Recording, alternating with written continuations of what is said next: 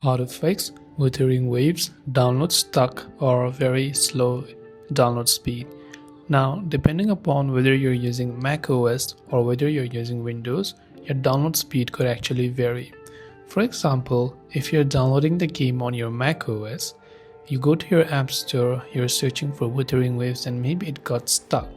Now sometimes on macOS especially, it may seem like stuck, but then it is actually downloading, just the app store might not be displaying the changes to you. If you're in doubt, you can try to stop the download completely.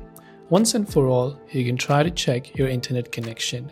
So, click on the Wi-Fi toggle from the top right hand side and simply go to Wi-Fi settings. Here make sure that you're first of all connected to a very strong and reliable internet connection.